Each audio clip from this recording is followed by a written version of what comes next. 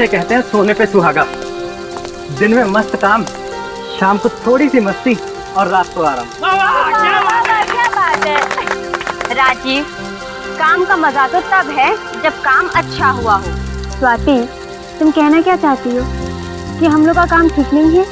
कहाँ हुआ यार, पिक्टोरियस पौधे के लिए आए थे, वो मिला? हाँ यार, स्वाति सही कह रही है। अब कल प्रोफेसर कपिल को क्या जवाब देंगे? अरे कह देंगे ना कि जहाँ तक आपने कहा था हम लोग गए थे, लेकिन पिक्टोरियस पौधा मिला ही नहीं। अरे ऐसे कैसे कह देंगे? अरे जो भी कहना है कल कहना है, ठीक है ना? तो कल कह देंगे। अब आप सब लोगों से तान्या कुछ कहना चाहते हैं। तान्या! ओए छिपी रुस्तम, क्या छिपा बैठा है? कहीं तुम्हारे पेरेंट्स शादी के लिए राजी तो नहीं हो गए? हाँ यार, क्या करते। अरे वाह, क्या बात है। अरे नहीं यार, ऐसा कुछ नहीं है। एक्चुअली आज सुबह ही सब कुछ फाइनल हुआ है। और तुम लोगों ने हमें बताया तक नहीं? कब है शादी? अगले महीने 23 तारीख को। और हाँ, तुम सबको आना है। अरे तुम नहीं भी बुलाओगे तब भी हम लोग पहुंचेंगे, है ना? खुशी का माहौल है, चले संगीत की तैयारी शुरू करते हैं। अंताक्षरी खेलते हैं। एक काम करते हैं, तुम लोग खेलो, तब तक मैं और राजीव थोड़ा घूम के आते। अरे वाह, क्या बात है। अब होने वाले पति पत्नी को थोड़ा सा वक्त अकेले बिताने दो। हाँ हाँ, जाओ जाओ, लेकिन हाँ, ज्यादा दूर पे ना जाना। ओके बाबा, चलो enjoy yourself. Okay, bye bye. Bye bye. Take care. चलिए हम लोग गाना शुरू करते हैं। पता है राजीव, आज मैं बहुत खुश हूँ। मैं भी, जिससे चाहता हूँ उसी से शादी होगी। और पता है, इसका क्रेडिट ऋषभ और स्वाति को जाता है। हाँ, उन दोनों ने कितने पापड़ बेले हैं हमारे पेरेंट्स को मनाने के लिए। वो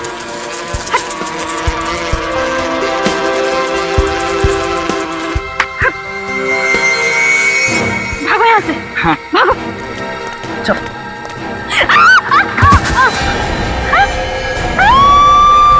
अरे ये तो ताने की सीखने की आवाज है। क्या हुआ? लाश लाश।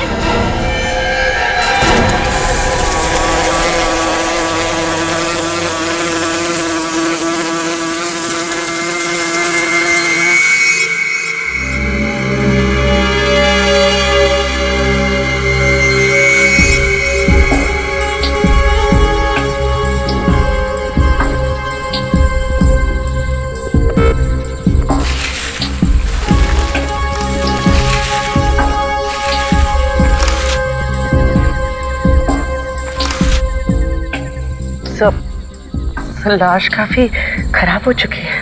लगता है काफी टाइम हो गया लाश को यहाँ पे गाड़े हुए। हीरो ने भी काफी खा लिया है। लेकिन लाश को ऐसे क्यों गाड़ा? आधी लाश जमीन के अंदर और आधी जमीन से ऊपर। नहीं, गाड़ा तो पूरा ही होगा। शायद जानवरों ने लाश को बाहर खींच लिया है। खोदने के लिए ना।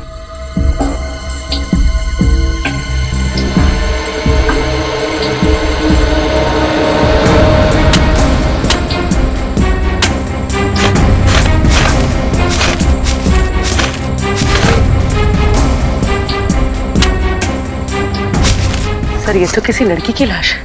हाथ में चूड़ी और गले में मंगलसूत्र है। तो ये बात पक्की है, चोरी के लिए खून नहीं किया गया है। चेक करो, देख कुछ और दिखता है क्या?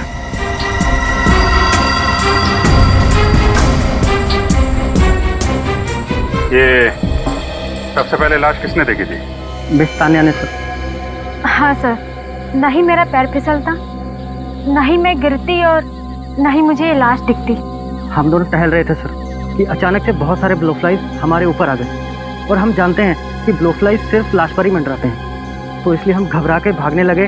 तो अचानक से तान्या के पैर फिसलने पर वो एकदम से लाश के ऊपर जा गिरी। ब्लोफ्लाइज लाश के ऊपर ही मंडराती, आपको कैसे पता चला? सर, हम लोग साइंटिस्ट हैं और एक रेयर प्लांट जिसका नाम पिक्टोरस है, उसे हम लोग ढूंढ रहे थे। इसलिए हम लोग जानते हैं कि ये ब्लोफ्लाइज लाशों पर ही मंडराते हैं। कब से कैंपिंग कर रहे हैं आप लोग यहाँ पे? सर, वैसे हम यहाँ पिछले 4 दिन से कैंपिंग कर रहे हैं। कल रात 2 किलोमीटर दूरी पे थे, आज शाम को ही यहाँ आए हैं। सर, और कुछ भी पता नहीं चला। ठीक है, लाश को फोरेंसिक लैब भेज दो। सर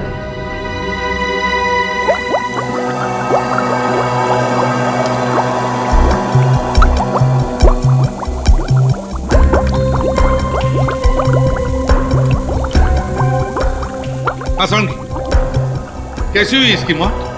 मौत गोली लगने से हुई है बस। ये देखो, ये देखो, इसकी खोपड़ी पर पीछे की तरफ गोली मारी है और गोली बहुत नजदीक से मारी है, जिसकी वजह से इसका सामने का आधा चेहरा भी गायब हो गया। बस गोली मार के ले जाके गाड़ दिया इस बेचारे को जंगल में। मतलब इसकी मौत गोली लगने से ही हुई है? हाँ, शरीर पे और कोई सिम्टम्स है नहीं बॉस। ना तो जहर के कोई ट्रेसेस हैं, ना ही चोट का कोई और निशान है। वैसे इसकी उम्र क्या होगी? बॉस, इसकी हड्डियों का केमिकल एनालिसिस तो बता रहा है कि इसकी उम्र 28 से 30 साल के बीच में होगी। तारिका बना रही है इसका चेहरा, उससे पता चल जाएगा कि मरने से पहले ये कैसी दिखती थी। और इसकी मौत कब हुई होगी? बॉस, लाश को देख के तो लगता नहीं कि इसको मरे हुए ज्यादा दिन हुए होंगे। ज्यादा दिन नहीं हुए होंगे? तो फिर इतनी बॉडी सड़ कैसे गई?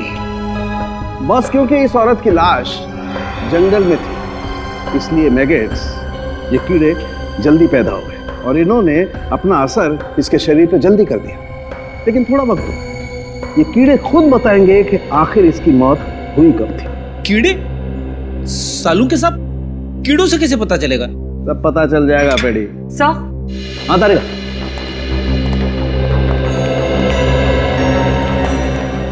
मरने से पहले ये औरत कुछ ऐसी दिखती होगी। बेटी, हमारे रिकॉर्ड से पता लगाओ क्या किसी ने इस औरत के गायब होने की रिपोर्ट लिखवाई है क्या? Yes sir.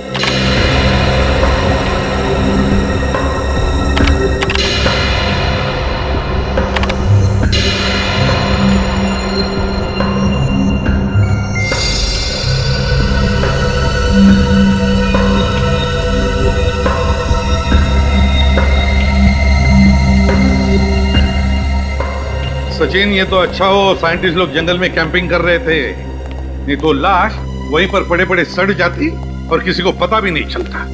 हाँ सर, ये बात तो है सर। हाँ श्रेया, कुछ पता चला? हाँ सर, पिछले 6 महीनों में 15 औरतों के लापता होने की रिपोर्ट दर्ज कराई गई है। और सर, इनमें से ये औरत का चेहरा सालू के सांप के बने हुए चेहरे से मिलता जुलता है। हाँ, लगता तो बिल्कुल वैसा ही है। और कोई सबूत मिला है? Yes sir. सर, लाश के गले में ये जो हार मिला था, बिल्कुल ऐसा ही हार इस औरत के गले में भी है। हाँ, हार भी वैसा ही है। रिकॉर्ड के मुताबिक इस औरत का नाम निशा है, उम्र 28 साल। निशा? सर, सालू के साथ भी यही कह रहे थे कि उस औरत की उम्र तकरीबन 28 से 30 के आसपास होगी। इसके गायब होने की रिपोर्ट किसने दर्ज करवाई? उसके पति हर्षित ने। पत्नी ने? हर्षित? और सर, ये कंप्लेंट उसने सिर्फ 4 दिन पहले ही दर्ज करवाई है। सिर्फ 4 दिन पहले? सिर्फ 4 दिन पहले? उस औरत का चेहरा देखकर तो लगता है कि उसकी मौत कम से कम 10-12 दिन पहले हुई है। वही तो समझ में नहीं आ रहा है सर, निशा के पति ने उसके गायब होने की कंप्लेंट इतनी लेट क्यों लिखवाई? ये तो अब निशा का पति हर्षित ही बताएगा।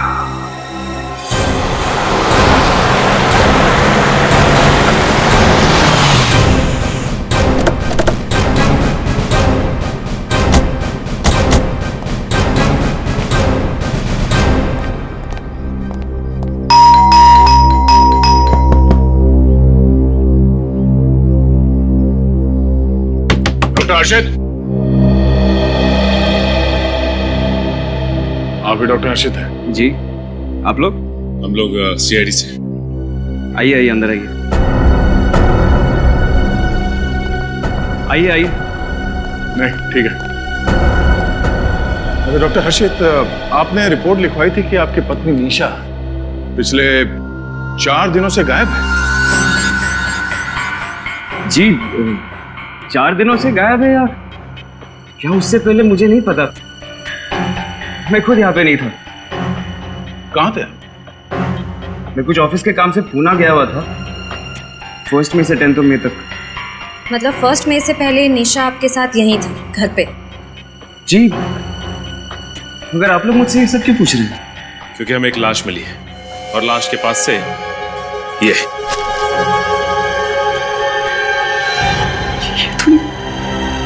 ये तो निशा का है।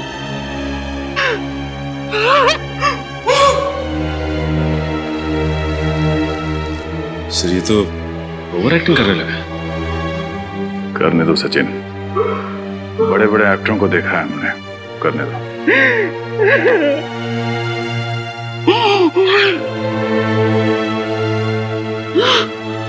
सर आप लोगों को निशा की लाश कहाँ मिली सर? यहाँ से कुछ दूर एक जंगल है, वहां से मिली।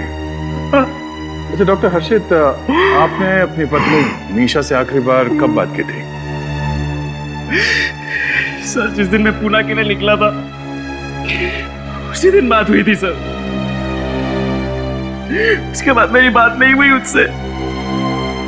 यू को यहाँ मुंबई में अकेला छोड़ दिया और बात करने की कोशिश तक नहीं की आपने? हाँ? कोशिश की थी सर मैंने, लेकिन उसका मोबाइल खराब था सर। अगर उसका मोबाइल खराब था तो लैंडलाइन पे फोन कर लेते।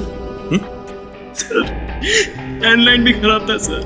क्या बात है, मोबाइल भी खराब, लैंडलाइन भी खराब। बड़ा अजीब इत्तेफाक है, दोनों के दोनों फोन खराब से। ये सब तो एक बहाने हैं डॉक्टर हर्षित। अगर आप चाहते तो किसी तरह से अपनी बीवी से कांटेक्ट करने की कोशिश कर सकते थे। हाँ? सर मैंने कोशिश की थी सर। हमारे नेबर मिसेस डिसूजा को भी बोला था कि चेक करने के लिए सर, लेकिन जब वो यहाँ आए तो निशा ने दरवाजा नहीं खोला सर। और हमारे पास कोई दूसरी चाबी भी नहीं है कि किसी को दे। और सर किसी के पास चाबी नहीं है सर हमारे घर की। हर्षित, हेलो सर, ये तेरा फोन। ठीक, ये कौन है? सर मैं, ये मेरा बचपन का दोस्त अनुराग, इसी को दिया था मैंने फोन रिपेयर करने के लिए। पर तू रो क्यों रहा है? सब ठीक तो है? क्या हुआ? निशा। क्या हुआ निशा को? निशा अब इस दुनिया में नहीं है। क्या? कब? कैसे? उसी बात की तहकीकात चल रही है। अब तो आपको यकीन हो गया ना सर, मैं झूठ नहीं बोल रहा था। डॉक्टर हर्षित, सच और झूठ का तो पता चल ही जाएगा। फिलहाल जब तक इन्वेस्टिगेशन पूरी नहीं हो जाती आप शहर छोड़ के बाहर नहीं जा सकते। श्रेया, निशा के सारे दोस्तों की जानकारी निकालो और उन सबको ब्यूरो बुलाओ। तुम सब निशा के करीबी दोस्त हो, है ना? तो क्या तुम में से कोई जानता है कि निशा की किसी के साथ कोई दुश्मनी थी या फिर कोई निशा से नफरत करता था? निशा बहुत शांत और मिलनसार स्वभाव की लड़की थी। सबकी मदद करती थी। उसका कोई दुश्मन कैसे हो सकता है?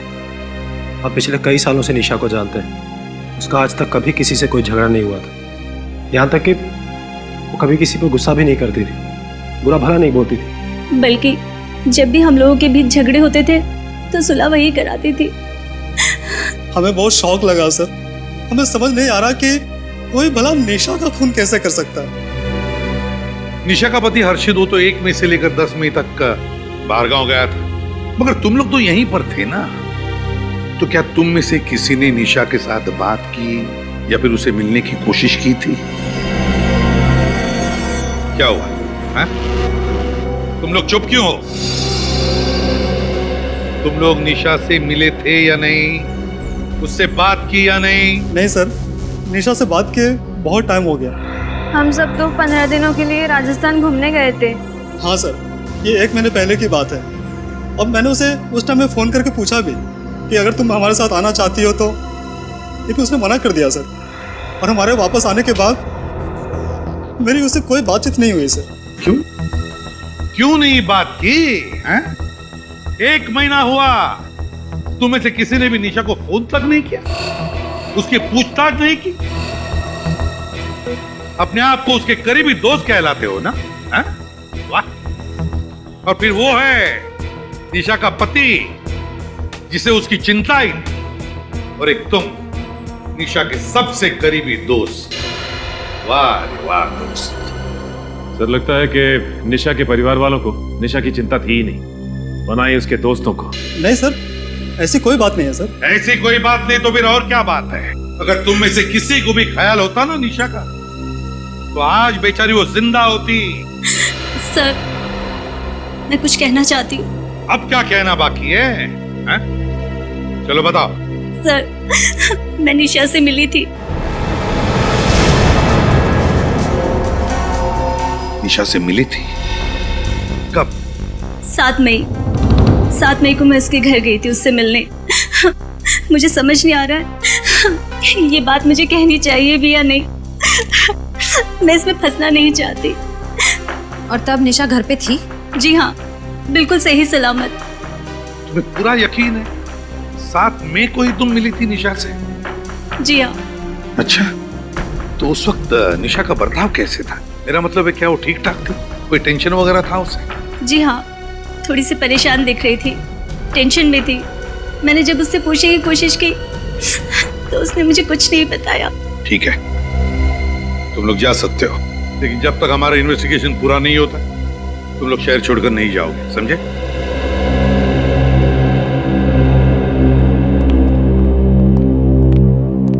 सर, अगर अंजलि 7 मई को निशा से उसके घर पे मिली थी तो इसका मतलब है कुछ तो गड़बड़ है। फिर तो सर निशा का खून हर्षित नहीं कर सकता, क्योंकि 1 मई से लेकर 10 मई तक हर्षित शहर में था ही नहीं सर। ऐसा हर्षित कह रहा है सचिन, हर्षित कह रहा है, लेकिन हमने कहां कंफर्म किया है कि वो 10 दिन के लिए शहर में था भी या नहीं। और फिर अगर वो 10 दिन के लिए बाहर गया भी तो 1 दिन के लिए वापस आकर भी जा सकता है।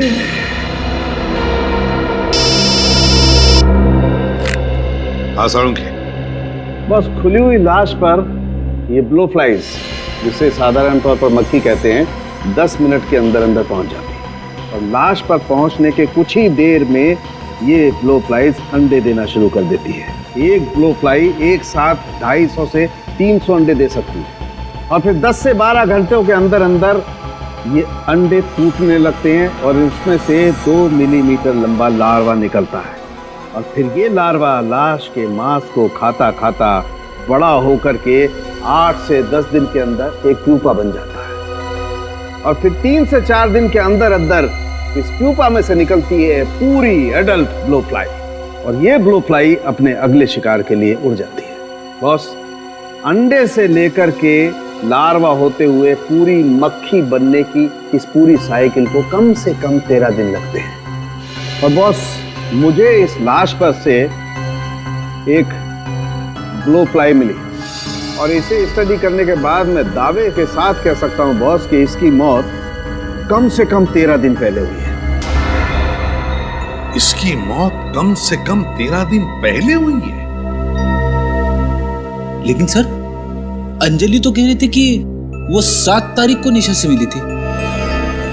हाँ, ये अंजलि झूठ बोल रही है हमसे, झूठ बोल रही है।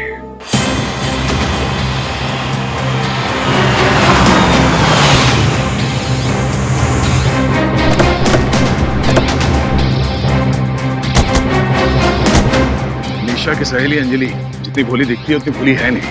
पहले तो झूठी कहानी बनाई, अब खुद गायब है। हाँ सर, जरूर इस केस में उसका भी हाथ है, वरना वो हमसे झूठ नहीं बोलती कि 7 मई को वो निशा से मिली थी।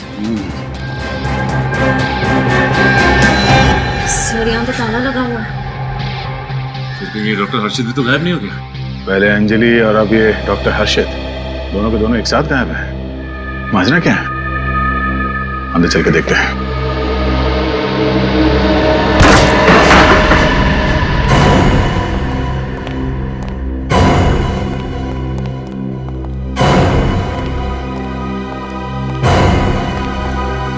घर का कोना कोना छान मारा।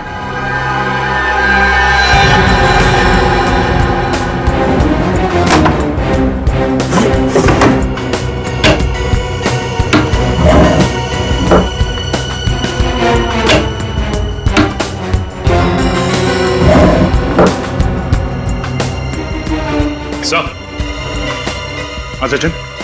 सर हर्षित तो दूर, उसके कपड़े भी नहीं होंगे। हाँ, मतलब हर्षित भाग गया।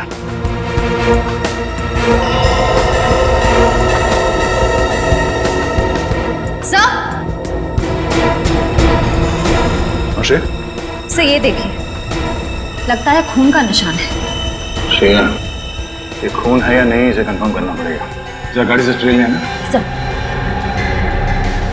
सर कहीं इस हर्षित और अंजलि के बीच में कोई रिलेशन तो नहीं है? हो सकता है सचिन, हर्षित और अंजलि ने मिलकर निशा का खून किया और अब दोनों गायब हैं।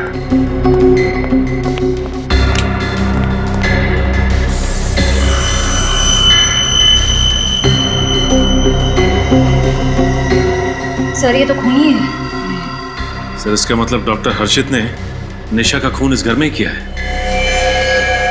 अगर डॉक्टर हर्षित ने निशा का खून यहाँ इस घर में किया तो उसकी लाश वहां जंगल कैसे ले गया होगा? गाड़ी से? और सर डॉक्टर हर्षित की गाड़ी तो बाहर ही खड़ी। चलो देखते हैं। ये लो, डॉक्टर हर्षित हड़बड़ी में घर से तो भाग गया, और अपनी गाड़ी लेकर नहीं गया। सर हो सकता है जल्दबाजी में वो टैक्सी में चला गया हो या फिर अंजलि की गाड़ी में भाग गया हो। ये भी तो हो सकता है कि वो अच्छी तरह से जानता था कि अगर वो अपनी गाड़ी लेकर जाएगा तो गाड़ी आसानी से ट्रेस कर ली जाएगी।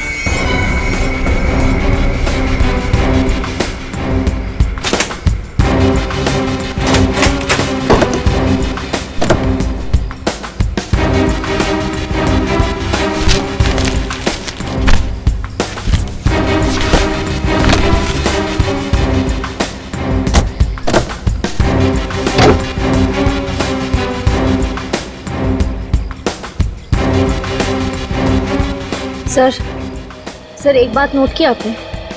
फ्लोर मैट्स, सीट्स सब एकदम साफ, जैसे हाल ही में गाड़ी को अंदर से पूरी तरह से धो दिया गया।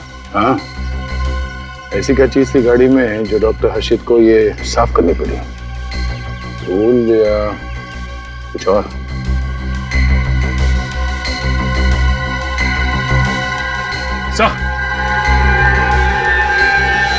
हाँ सर, ये देखिए, यहाँ पे भी खून लगा हुआ है। डिक्की के अंदर खून के निशान। एक बात तो पक्की हो गई कि डॉक्टर हर्षित ने अपनी बीवी निशा को घर के अंदर मारा और फिर उसकी लाश को गाड़ी के डिक्की में डाल के जंगल में ले जाके फेंक दिया। एक काम करते हैं, आस पड़ोस के लोगों से पूछताछ करते हैं, किसी ने कुछ तो देखा होगा। मैंने कुछ नहीं देखा। अरे मैं अभी तो अपने बेटी के घर से आई हूँ। बेटी के घर थी मैं, और मैं नहीं जानती ये हर्षित कहाँ है। माँ जी, आप अपने बेटी के घर कितने दिनों तक थी? ये लो, पहले मेरी सास थी मुझसे ये सब पूछने के लिए, और उसके बाद मेरा पति, और अब ये सीआईडी हमसे हिसाब मांगेगी। हम कहाँ थे, कितने दिन के लिए थे? अरे मेरी बेटी है और मेरी मर्जी है, मैं चाहे जितने दिन चाहूं अपनी बेटी के यहाँ रह सकती हूँ। तुम होते कौन हो मुझसे ये सब पूछने वाले? माँ जी आप तो बुरा मान गई, हमारा ये मतलब नहीं था। अरे मैं तो अपनी बेटी के यहाँ 4 दिनों के लिए गई थी। अरे उसके बच्चों की परीक्षा थी ना, तो थोड़ी मदद करने। अब ये तो बहुत अच्छी बात है माँ जी। हाँ, अब आई हूं ना, तब से बस अपना सामान अनपैकिंग और घर के काम में ही लगी हुई हूँ। कोई नहीं है मेरे यहाँ ऐसा जो मेरी मदद करेगा। माफ करो भाई, मैंने किसी को नहीं देखा। मैं कुछ नहीं जानती हर्षित कहाँ है, क्या कर रहा है। जाओ यहाँ से। ठीक है। सुनो, शायद मुझे कुछ पता है जी। वो घर भी अजीब है और वो निशा और हर्षित भी अजीब ही थे। क्यों माँ जी, अजीब क्या था? अरे बेटा, 4-6 दिन पहले की बात है। एक रात में टीवी पर अपना मनपसंद कार्यक्रम, शास्त्रीय संगीत का कार्यक्रम देख रही थी। तभी अचानक मुझे हर्षित के घर से अचानक किसी के जोर से चीखने की आवाज सुनाई दी। अरे कोई चीखा? ये जरूर कोई चीखा। और ये चीख इतनी रात को कौन हो सकता है? ये आवाज तो मुझे निशा की लग रही है।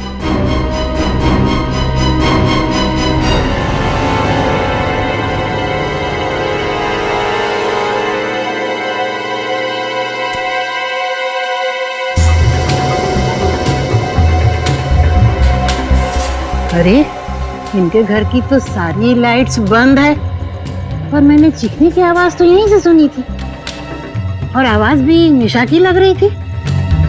निशा, पता नहीं क्या कर रहे हैं भाई, चीखने की आवाज तो मुझे निशा की लगी। पता करती हूँ भाई, दरवाजा खटखटाती हूँ। निशा, अरे ओ निशा, निशा।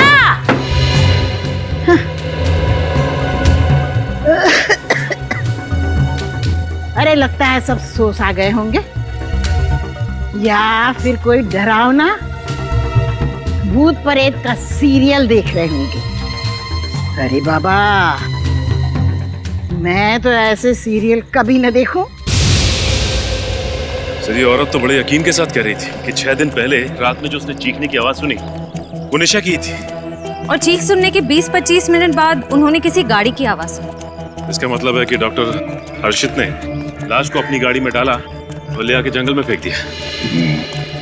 ये सब मुमकिन है, मगर डॉक्टर सालुंके के हिसाब से निशा की मौत 12 दिन पहले हुई थी, और इस औरत ने निशा को 6 दिन पहले 6 मई को उसके चीखने की आवाज सुनी। ये कैसे हो सकता है?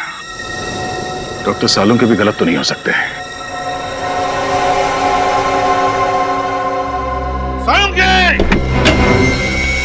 सालुंके, समझता क्या है तू अपने आप को? समझता क्या है? क्या हुआ है तो चिल्ला क्यों रहे हो? चिल्लाओ नहीं तो क्या तारीफ करो तेरी? तेरी वजह से पता है कितनी गड़बड़ हो गई। क्या बात है यार, साफ साफ तो बोलो। तो फिर साफ साफ सुन ले, दिमाग खराब हो गया तेरा।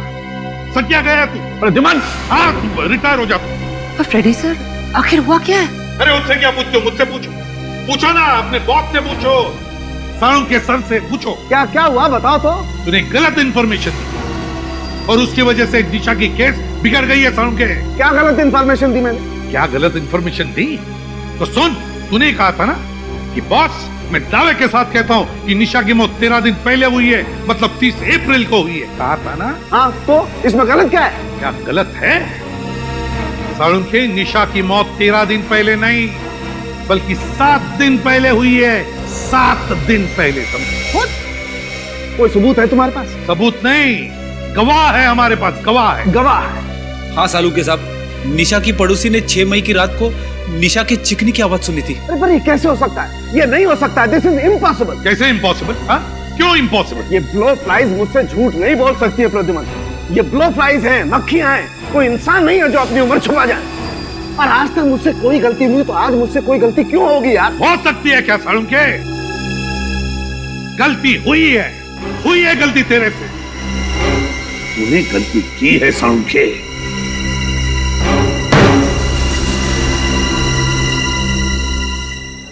जी कहिए। क्या 1 मई से 10 मई तक डॉक्टर हर्षित आपके होटल में ठहरे हुए थे? क्या नाम बताया आपने? डॉक्टर हर्ष। हाँ सर, 1 मई से 10 मई तक डॉक्टर हर्षित इसी होटल में ठहरे थे। यही है? सर ये डॉक्टर हर्षित है या नहीं ये नहीं बता सकती, पर कुछ दिन पहले इन्हें होटल में देखा जरूर था। सर यही है डॉक्टर हर्षित। तुम्हें पक्का मालूम? हाँ सर, जब भी ये पुणे आते हैं हमारे ही होटल में ठहरते हैं। सर ये देखिए सर, ये क्या है? 6 मई सुबह 10:32 से 7 मई रात 8:45 तक डॉक्टर हर्षित ने डू नॉट डिस्टर्ब का इंस्ट्रक्शन दे रखा। लेकिन 2 दिन तक डॉक्टर हर्षित अपने कमरे में कर क्या रहे थे? सर अपने कमरे में तो क्या, होटल में भी नहीं थे। होटल में ही नहीं थे? जी सर। कहाँ गए थे? अब ये तो मुझे पता नहीं सर, पर वो बहुत जल्दी में कहीं जा रहे थे और फोन पर किसी से गुस्से में बात करते हुए जा रहे थे। अच्छा, डॉक्टर हर्षित यहाँ अपनी गाड़ी से आए थे या? नहीं सर, टैक्सी से आए थे। Thank you. एक बात तो साफ है, डॉक्टर हर्षित 6 मई को पुणे से मुंबई गया, निशा का खून किया, सारे सबूत मिटाए और 7 मई को वापस पुणे आ गया। हो सकता है निखिल, लेकिन इस बात का हमारे पास कोई सबूत नहीं है कि डॉक्टर हर्षित यहाँ से मुंबई ही गए थे। तो अब पता कैसे चलेगा सर? वो अपनी गाड़ी तो लाए नहीं थे, तो जहां भी गए होंगे टैक्सी से ही गए होंगे। एक काम करते हैं, टैक्सी स्टैंड से चल के पता लगाते हैं।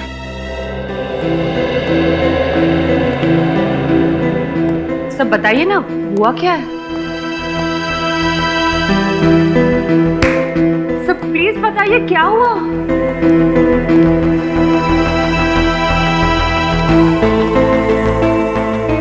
सब गड़बड़ हो गया तरीका।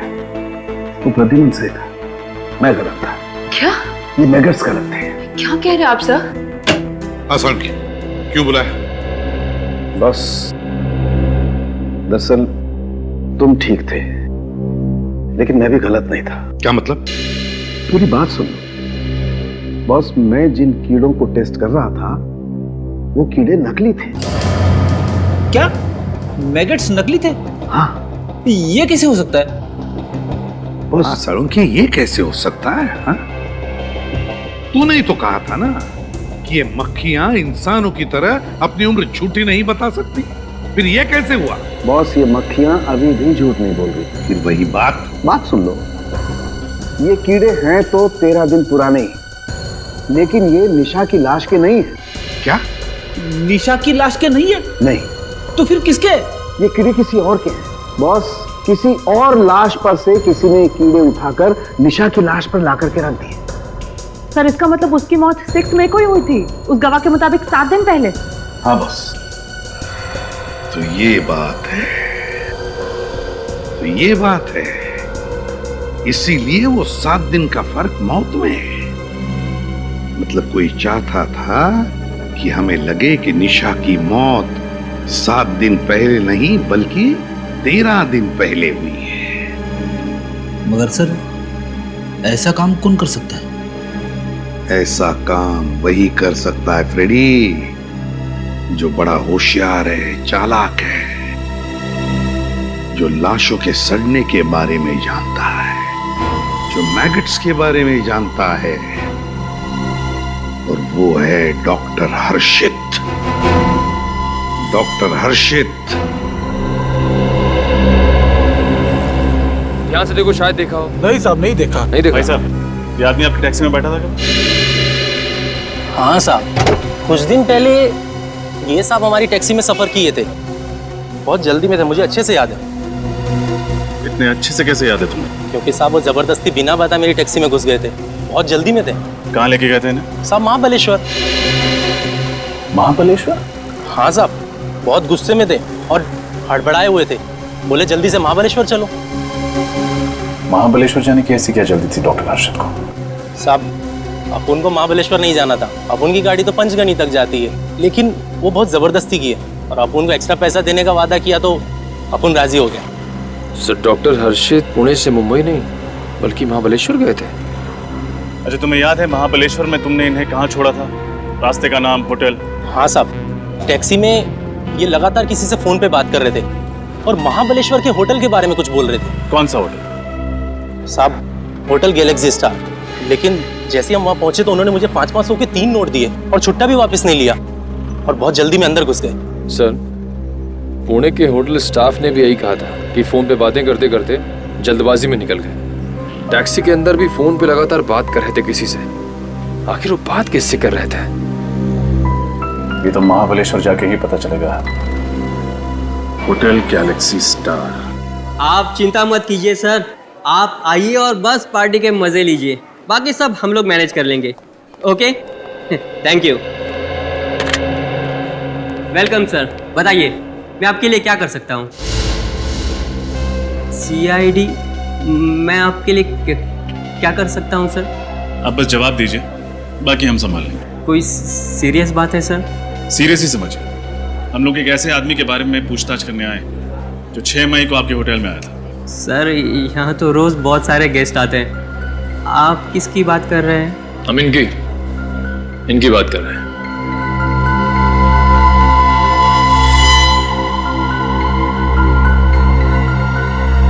ये आदमी, ये तो वही पागल आदमी है सर। मुझे तो पहले से लगा कि ये आदमी सही नहीं है। पागल आदमी? नहीं, ये डॉक्टर है, इनका नाम हर्षित है। डॉक्टर है? पर सर उस दिन तो एकदम पागलों की तरह बर्ताव कर रहा था ये। अच्छा, ये यहाँ पे आए कब थे? सर अभी बताता हूँ।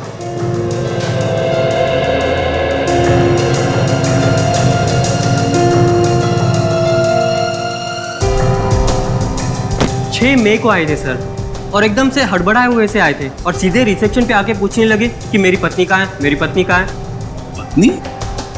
उनकी पत्नी यहीं ठहरी हुई थी? नहीं सर, लेकिन वो बोल रहे थे कि उनकी पत्नी निशा मुसीबत में है, उसकी जान को खतरा है, और हमने उन्हें फ़ोन करके यहाँ महाबलेश्वर बुलाया। हाँ सर, वो बोल रहे थे कि होटल गैलेक्सी स्टार के मैनेजर ने उन्हें फ़ोन करके यहाँ बुलाया था। कौन है मैनेजर? सर मैनेजर तो मैं ही हूँ, पर मैंने कोई फ़ोन नहीं किया था, और निशा नाम की कोई औरत भी यहाँ पर नहीं ठहरी थी। तो फिर वो ये सब कैसे कह रहे थे? हाँ सर, बोल रहे थे कि उनकी पत्नी ने यहाँ किसी आदमी से झगड़ा मोल लिया है, बहुत कहा सुनी हुई है, और मैंने उन्हें फ़ोन करके यहाँ बुला लिया और कहा कि अपनी पत्नी को बचा लें। उसके बाद क्या हुआ? बस सर, हमने उन्हें बहुत समझाया कि हमने कोई फ़ोन नहीं किया। बस सर, उसके बाद उसका फ़ोन आया और वो बात करते हुए चले गए। अच्छा, वो किससे बात कर रहे थे, कुछ सुना आपने, या किस चीज़ के बारे में बात कर रहे थे? नहीं सर, हमने तो बस चैन की सांस ली कि वो यहाँ से चले गए। ठीक है निखिल, अगर 6 मई को डॉक्टर हर्षित यहाँ महाबलेश्वर में थे, तो फिर 6 मई को मुंबई में निशा का खून किसने किया? बड़ा चालाक है ये खूनी। प्लानिंग करके पहले उसने निशा का खून किया और फिर खून के इल्जाम में फंसा दिया हर्षित को। हाँ सर, खूनी ने काफी मेहनत की है ये साबित करने की कि खून 10 से 12 दिन पहले हुआ है, यानी कि अप्रैल 28 से 30 के बीच। लेकिन सर खूनी ये क्यों साबित करना चाह रहा था कि निशा का खून 28 से 30 अप्रैल के बीच ही हुआ है? क्योंकि श्रेया उन दिनों में हर्षित शहर में ही था, शहर में, और खूनी चाहता था कि हम हर्षित पर शक करें। लेकिन सर, हमें ये तो पता चल ही चुका है कि खून 5 से 6 दिन पहले हुआ है। लेकिन इसी दौरान खूनी ने हर्षित को पुणे से महाबलेश्वर क्यों बुलाया? क्यों? वो इसलिए सचिन कि उसने सोचा होगा कि अगर हमें पता भी चल जाए कि खून 10-12 दिन पहले नहीं बल्कि 5-6 दिन पहले हुआ है, तब भी हम शक करेंगे हर्षित पर ही। वो कैसे सर? श्रेया, खूनी ने पहले निशा का खून किया और फिर उसी दिन वो महाबलेश्वर चला गया, और फिर महाबलेश्वर से उसने फोन किया पुणे में हर्षित को और उसे बुला लिया महाबलेश्वर।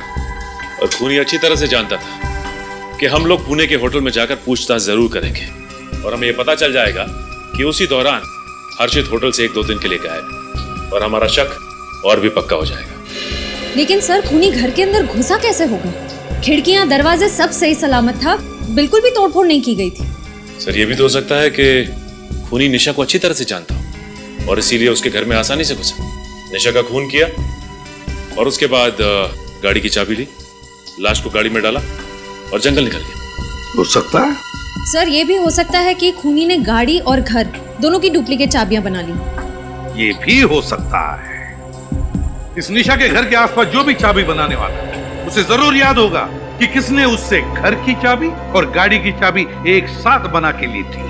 और इस हर्षित के मोबाइल फोन रिकॉर्ड चेक करो, पता चल जाएगा किसने उसे पुणे में फोन किया था महाबलेश्वर बुलाने के लिए। इस चाबी वाले से पूछ के देखते हैं।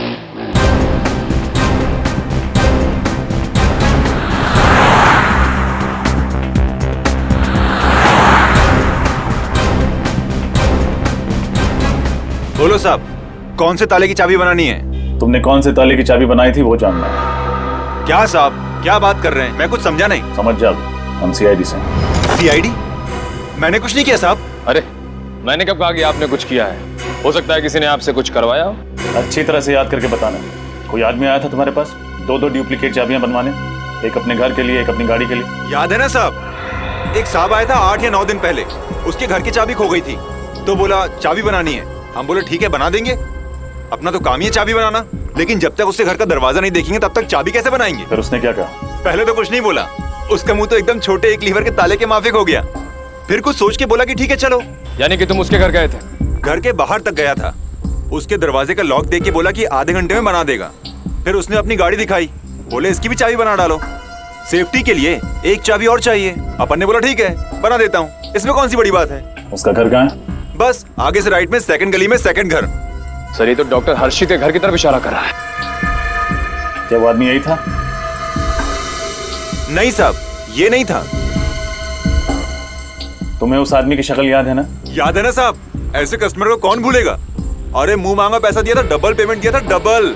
निखिल, इसको ब्यूरो लेके जा और स्केच आर्टिस्ट के साथ बैठा, पता तो चले कि वो आदमी था कौन। देखो, जिसने भी तुमसे चाबी बनवाई ना, उसके चेहरे की एक एक बारीकी बताओ हमारे आर्टिस्ट को, समझे? भूल मत करना। हाँ श्रेया, नंबर के बारे में क्या पता चला? सर अभी तक तो कुछ पता नहीं चल पाया, कोशिश जारी है सर। जल्दी करो श्रेया, हमारे पास वक्त बहुत कम है। यस सर, एक बात समझ में नहीं आ रही है कि खूनी ने हर्षित को महाबलेश्वर क्यों बुलाया? मुंबई भी तो बुला सकता था। ये गलतियों कभी नहीं करता। अगर हर्षित मुंबई आता तो उसे पुणे के होटल में से चेकआउट करना पड़ता, और मुंबई आते उसे पता चल जाता कि निशा गायब है, तो जाकर पुलिस में दर्ज करता रिपोर्ट। समझ में नहीं आ रहा कि ये खूनी चाहता क्या था सर? खूनी चाहता था एक तीर में दो शिकार। मतलब निशा का खून और हर्षित को सजा? दोनों का दुश्मन था एक खूनी। सब पता चल गया। 5 तारीख को हर्षित को इस नंबर से फोन किया गया था। कहाँ का नंबर है ये? सर महाबलेश्वर के किसी एसटीडी बूथ का नंबर है ये। महाबलेश्वर के किसी एसटीडी बूथ का नंबर? सर, ये खूनी हर कदम सोच समझ कर उठा रहा है। हाँ, बड़ा चालाक समझता है अपने आप को, लेकिन उसे मालूम नहीं सीआईडी वालों से पंगा लिया है उसने। सर, स्केच रेडी है।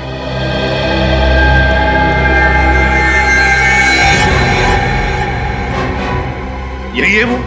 इसी ने तुमसे चाबी बनवाई थी? हाँ साहब, यही है वो। इसने अपने को डबल पैसा दिया था। इसका चेहरा कैसे भूल सकता हूँ मैं? सर, इस आदमी को देख के यकीन ही नहीं होता कि ये वही आदमी है जिसने खून किया। हाँ, पहले निशा का खून किया और फिर अपने आप को बचाने के लिए इसने हर्षित को भी गायब कर दिया है। मार भी सकता ये हर्षित को। इसका फोन नंबर तो है ना हमारे पास, बस फोन करो, पता लगाओ है कहां पर ये, और फिर उठाओ इसे।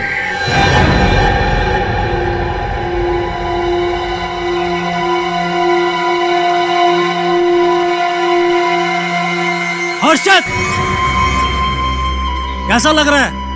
डर लग रहा है? हाँ? छोड़ दो मुझे। क्या बिगाड़ा है मैंने तुम्हारा? छोड़ दो मुझे। क्या बिगाड़ा है? हाँ? इतनी जल्दी भूल गया तू? याद कर 6 साल पहले की वो शाम, जब उस जुर्म के लिए तूने मुझे जेल भिजवाया था। वो जुर्म जो मैंने कभी किया ही नहीं था। मुझे लगा तुम इस बात को भूल चुके हो। हर्षित, ऐसी बात को कोई कैसे भूल सकता है? कैसे भूल सकता है? मैं तुझे कभी माफ नहीं कर सकता। वो 6 साल जेल में मैंने कैसे काटे हैं मुझे पता है। वो पल पल की घुटन मैंने सही है, तेरी सजा मैंने काटी है। और तू कह रहा माफ कर दूं? नहीं, बिल्कुल नहीं। तुझे तेरे किए की सजा जरूर मिलेगी, और वो सजा मैं दूंगा तुझे। मैं। क्या करोगे तुम? इतनी जल्दी क्यों है? हाँ, अभी बताता हूं।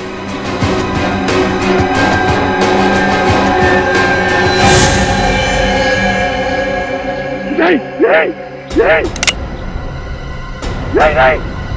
इस रिवॉल्वर में 6 गोलियां होती, और इसमें सिर्फ 5 हैं। तुझे पता है एक गोली कहां गई? पता है? नहीं। इस गोली से एक का खून कर चुका हूं मैं। किसका? तुम्हारी प्यारी बीवी निशा का। नहीं। हाँ,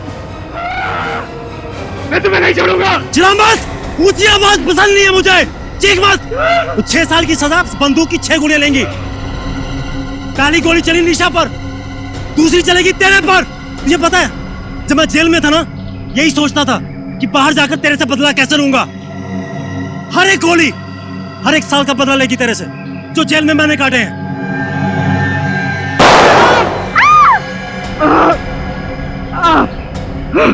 दर्द हुआ?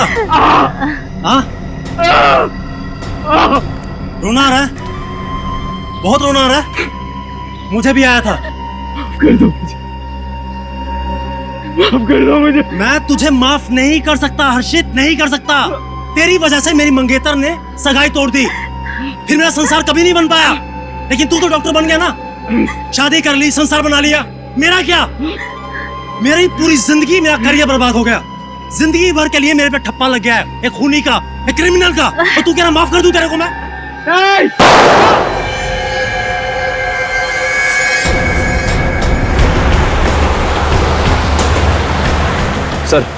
सिग्नल इधर से आ रहा है।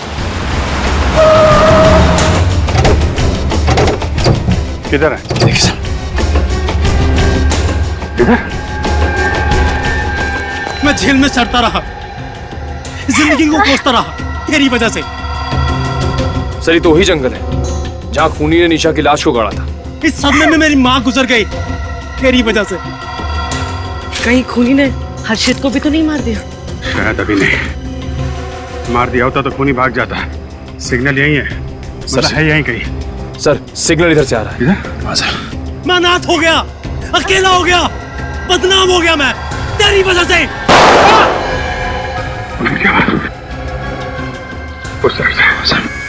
मैं टूट गया, मैं बिखर गया। मुझे उन 6 सालों का हिसाब चाहिए। तुम बचोगे नहीं अनुराग, जेडी तुम्हें पकड़ ही लेगी। फांसी होगी तुम्हें, फांसी। सर सिग्नल सबसे आ रहा है सर। फांसी तो होगी, उससे पहले मैं तुझे फांसी दूंगा। नहीं, नहीं।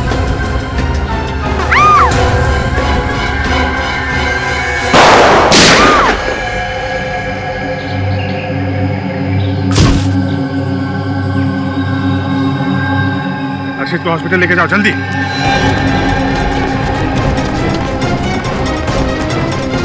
कुछ नहीं होगा हमको।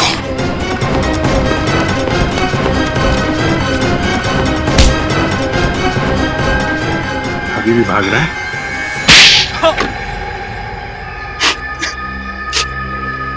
कॉलेज में मैं हर्षित और निशा का दोस्त था। हॉस्टल में हर्षित के हाथों एक लड़के का खून हो गया। उसने उस जुर्म में मुझे फंसा दिया। उस झूठे खून के इल्जाम में मुझे 6 साल जेल में काटने पड़े। जेल से निकलने के बाद हर्षित से झूठी दोस्ती का नाटक किया तुमने। ये तेरा फोन। ये कौन है? ये मेरा बचपन का दोस्त अनुराग। मैं बदला लेना चाहता था, जैसा उसने मुझे झूठे इल्जाम में फंसाया था, मैं भी उसे फंसाना चाहता था। निशा का खून करके? निशा के घर की डुप्लीकेट चाबियां मैंने बनाई, और जब निशा अकेली थी मैंने उसका खून कर डाला। मैंने उसके घर का फोन और मोबाइल खराब कर डाला ताकि वो हर्षित से बात ना कर सके।